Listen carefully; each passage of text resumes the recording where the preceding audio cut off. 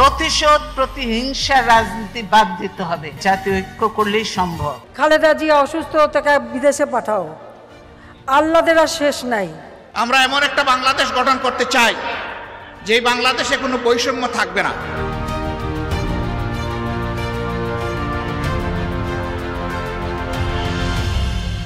২৪-এর ঐতিহাসিক গণ অভ্যুত্থান পরবর্তী বাংলাদেশে আওয়ামী ফ্যাসিবাদ বিরোধী শক্তিগুলোর মধ্যে যখন দৃশ্যমান দূরত্ব, তখন অনেকটা আকস্মিকভাবেই একে অপরের কাছে এলো বিএনপি জামায়াত। তাদের এই কাছে আসার গল্পে যেন পাল্টে যাচ্ছে আগামীর হিসেব নিকেশ। আওয়ামী লীগ বিরোধী এই দুই পুরনো মিত্রের নতুন বোঝাপড়ায় রুদ্ধ হতে পারে পতিত ফ্যাসিবাদের ফিরে আসার পথ। সম্প্রতি লন্ডনে বিএনপি চেয়ারপারসন বেগম খালেদা জিয়ার সঙ্গে জামায়াত আমির ডাক্তার শফিকুর রহমানের বৈঠকের পর এই বিষয়টি এখন টক অব দ্য কান্ট্রি।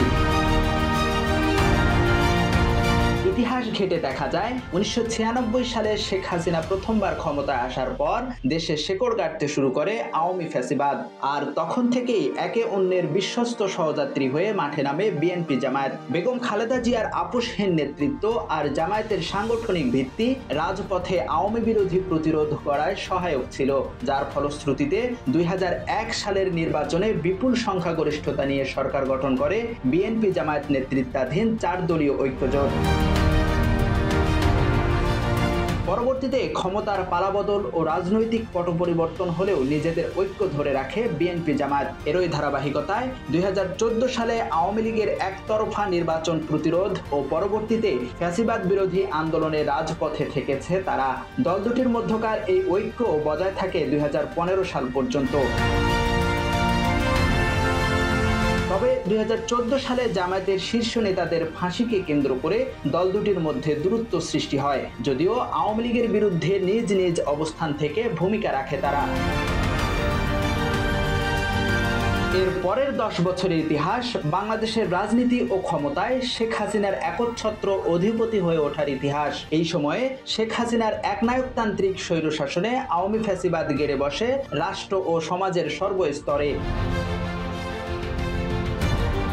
অবশেষে ২৪-এর ঐতিহাসিক জুলাই গণ অভ্যুত্থানে বীর ছাত্র জনতার পাশাপাশি রাজপথে লড়াকু ভূমিকা পালন করে বিএনপি জামায়াতের লাখ লাখ নেতাকর্মী। হাসিনা পতন আন্দোলনে তারা গড়ে তোলে ইস্পাত কঠিন ঐক্য, ছিনিয়ে আনে বিজয়। যদিও ৫ আগস্টের পর খুব দ্রুতই সেই ঐক্যে ফাটল ধরে। নির্বাচন সংস্কার সহ নানা ইস্যুতে দূরত্ব সৃষ্টি হয় দল দুটির মধ্যে। বিশ্লেষকরা বলছেন, অভ্যুত্থান পরবর্তী নতুন বাস্তবতায় সম্পর্কের টানাপোড়েন হলেও আওয়ামী লীগ ও ভারত ইস্যুতে অভিন্ন অবস্থান এবং দেশপ্রেমের প্রশ্নে বিএনপি জামায়াতের দীর্ঘ পরীক্ষিত রাজনীতি এদেশের মানুষকে আশ্বস্ত করেছে। ২৪-এর পরিবর্তিত বাংলাদেশের কাঙ্ক্ষিত সংস্কার প্রশ্নে দল দুটি ইতিবাচক ও গঠনমূলক ভূমিকা রাখবে এমন প্রত্যাশা রয়েছে সাধারণ মানুষের মাঝে।